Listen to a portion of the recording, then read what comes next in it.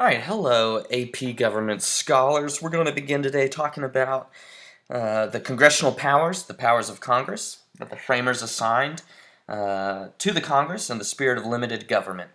And this is going to be a lot of review from our first unit over constitutional underpinnings. It's going to cover the outline that I gave you in class underneath the subtitle Powers of Congress, and it's going to cover pages 386 through 388 in the Ford et al. Textbook. Now, if you'll remember all the way back to our constitutional underpinnings unit, when we talked about the Articles of Confederation, we talked about the problems and the failures of the Articles because they provided for an incredibly weak government. We still have a limited government today, but the Articles of Confederation were so weak, especially in that culmination at Shays' Rebellion, that when you take a look at the Constitution of the United States, particularly in Article 1, Section 8, what you're going to see there is a laundry list of new powers given to this new government that are far and beyond anything that the Articles of Confederation could have conceived. So it's still an experiment in limited government, but we are talking about way more powers than had ever been introduced in the Articles. So we're talking about this assigned basic list of powers to the Congress in the spirit of limited government. And since then, advancements in society, the Supreme Court and its interpretations, altered expectations of government have greatly expanded Congress's powers even beyond the United States Constitution. And we'll talk a little bit more about that. But we'll begin with the expressed powers. Expressed powers are congressional powers expressly stated in the Constitution. Article 1, Section 8 lists the scope of the federal legislature's authority. These enumerated powers include the power to tax, the power to regulate interstate commerce, to declare war, to operate the military, to define the naturalization process, how we become a citizen, and several other powers. And we'll hit on some of these more in depth. We'll begin with the Commerce Clause. Congress has the power to regulate commerce among the states, with other nations, and with the Indian tribes. And you'll recall that in the 1824 dispute of Gibbons v. Ogden, discussed in Chapter 2 over the regulation of navigable waterways, the court decided, along with the national government, which began in a series of debates on the depth of Congress's power over commerce. And this hasn't ended since then.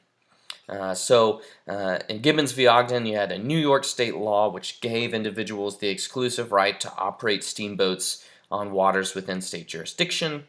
Thomas Gibbons challenged the state monopoly, which the New York court upheld, and then it goes to the Supreme Court, which they sided with the federal government, that under the Constitution's Supremacy Clause, the New York monopoly was void because it conflicted with federal law.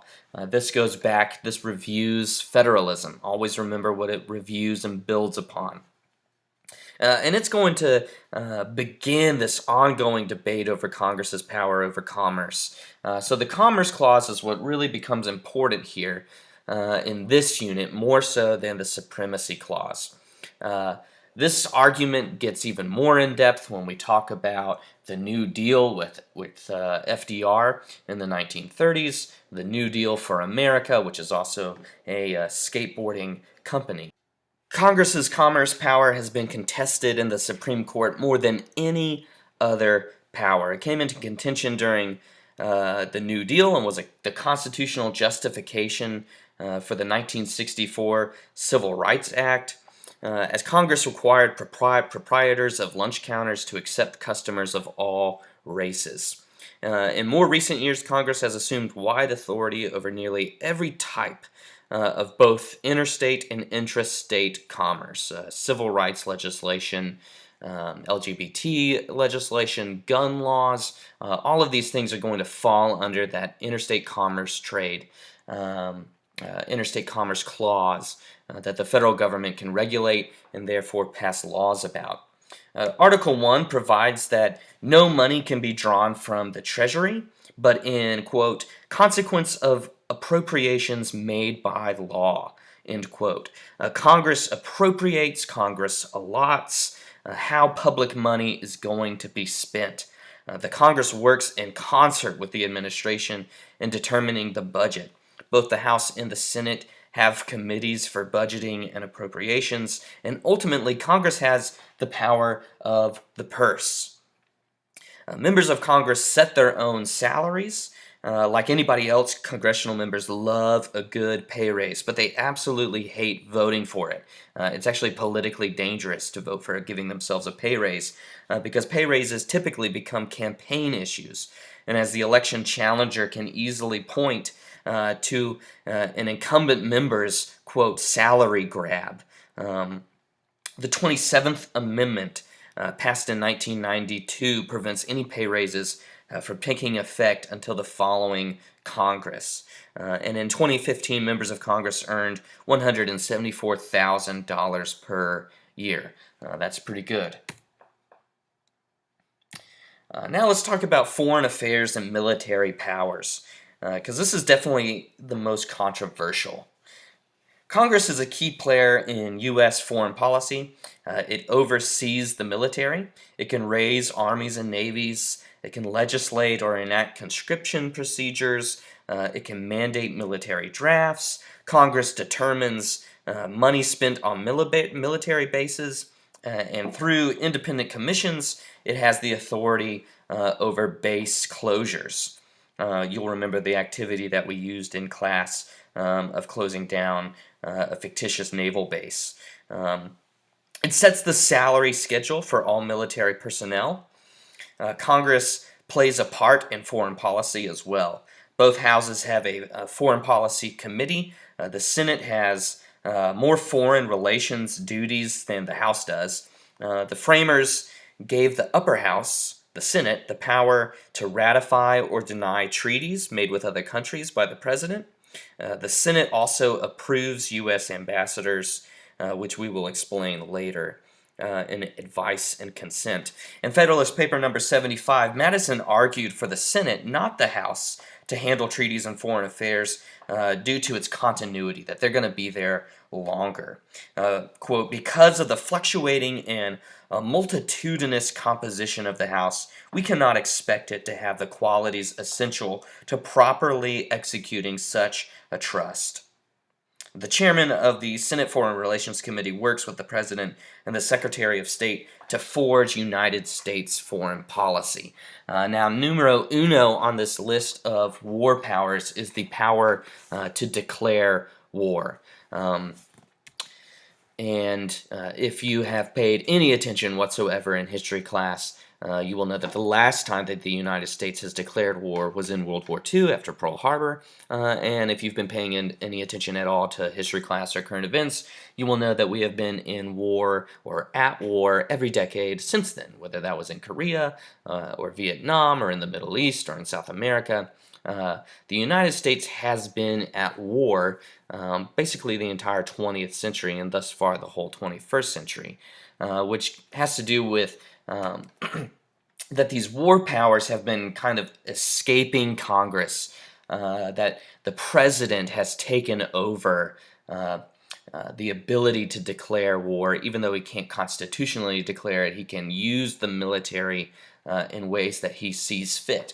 We'll talk more about this when we get to the executive branch, but an attempt to rein in that imperial presidency, the president's powers in war, happened in 1973 in the wake of the Vietnam War, the War Powers Resolution. This is where Congress started to hold the president accountable. They're going to rein in the presidential war powers by saying that the president must inform Congress of an attack on the United States within 48 hours.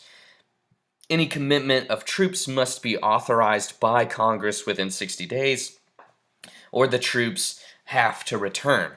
Now, this was intended to be a check on presidential power, but Congress thus far has always authorized the military powers and the use of military force with a congressional resolution.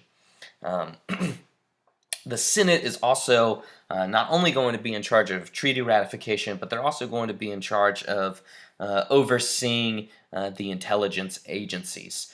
This came into current events a few years ago with the Senate Intelligence Committee report on torture, in which the Senate revealed certain devious or questionable interrogation practices through the CIA and the United States military, especially at Guantanamo Bay and in our search for terrorists.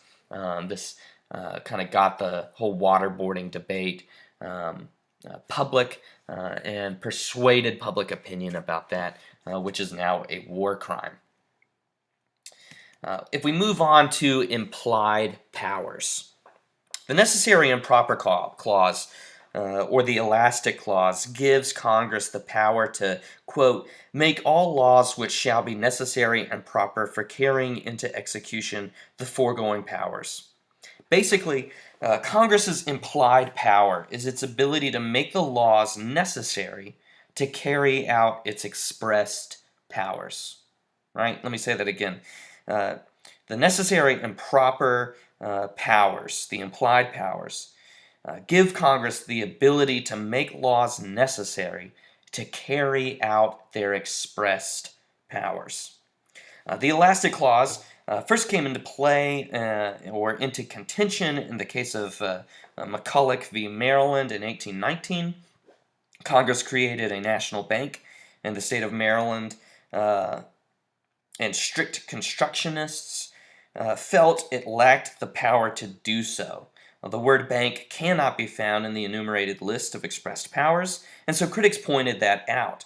Nationalists argued in response that a bank was essential, that it was necessary and proper, since Congress can borrow money, coin money, regulate commerce, and deal in other finances. Those are enumerated expressed powers. And so on that appeal, the Supreme Court found found for McCulloch and the United States. This opinion also stated that the states cannot tax the national government due to the Supremacy Clause. So this is a massive victory for giving inordinate amounts of power to Congress. Massive victory for congressional power. Now, if you look at the outline where I talk about strict versus loose constructions of the Constitution, this is going to go back to those constitutional underpinnings where we talk about strict constructionism. Would be interpreting the letter of the Constitution by the letter of the Constitution, reading it word for word.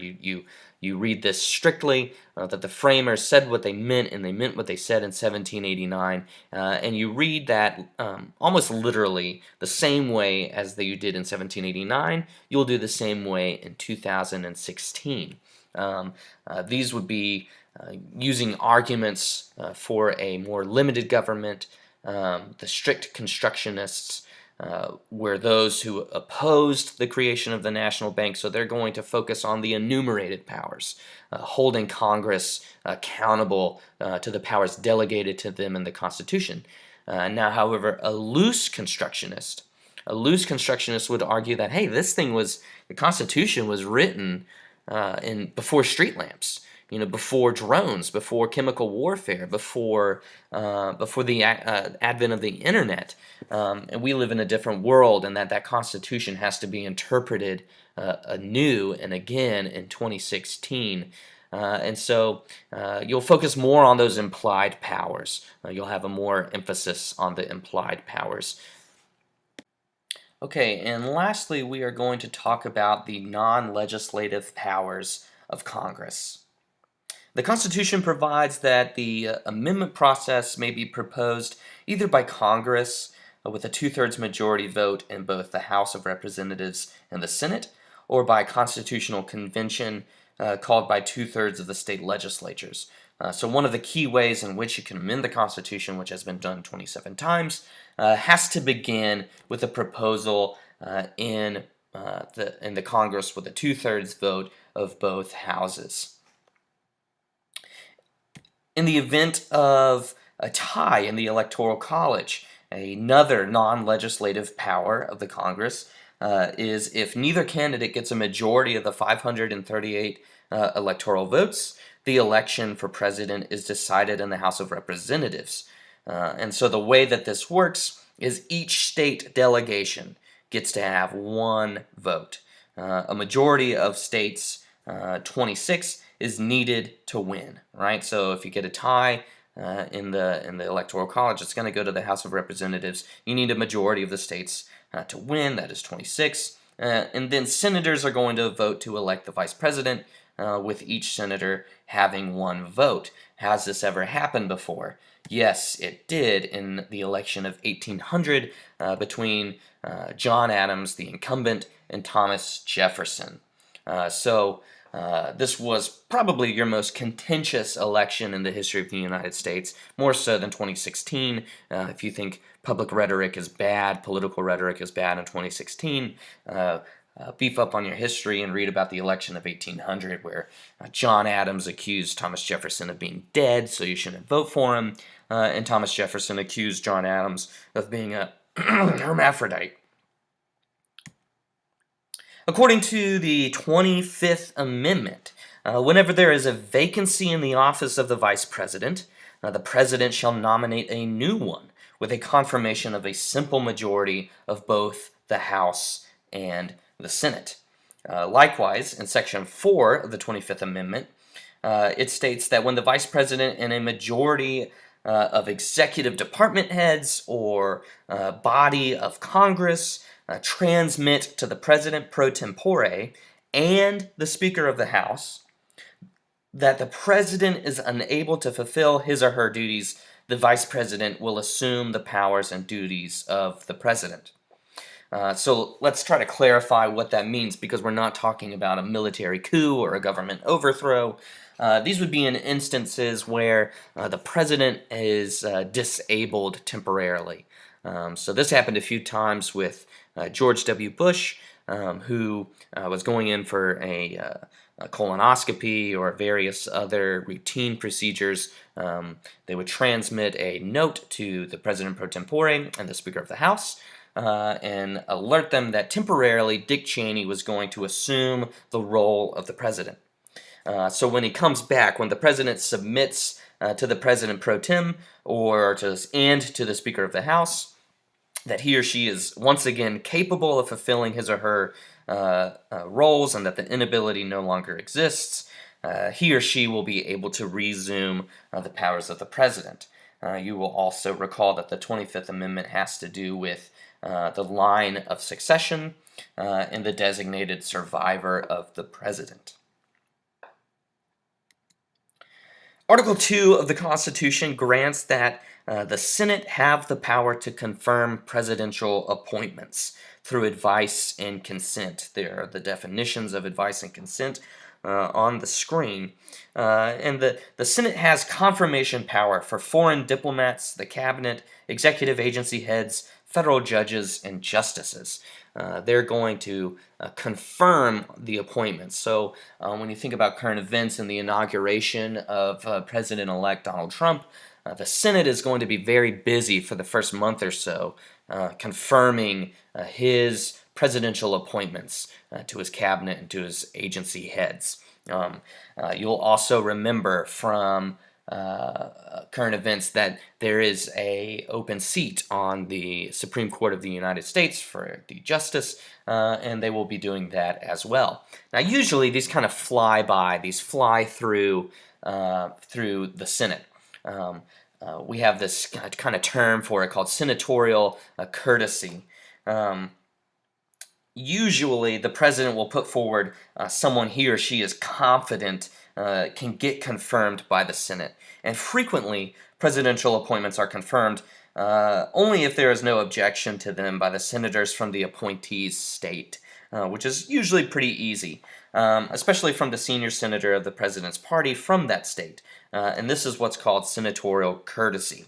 Now, you'll recall from current events with the presidential appointment of Judge Merrick Garland to take the deceased Antonin Scalia's seat on the bench of the Supreme Court of the United States. when you have a divided government, when you have a president from one party and a Senate majority from the other party, that this can cause some problems in the nomination process. It's easy to see how divided government influences this process. Just think about 2016. The controversial Republican refusal to confirm Judge Merrick Garland. This was a risky power play by the Republican Congress, and it seems to have paid off, right? With the election of Republican Donald Trump, they said that they were going to hold out with the confirmation of Merrick Garland until hopefully Donald Trump would be elected. It didn't look like that was going to happen, and there was lots of talk because the Senate actually really liked Merrick Garland.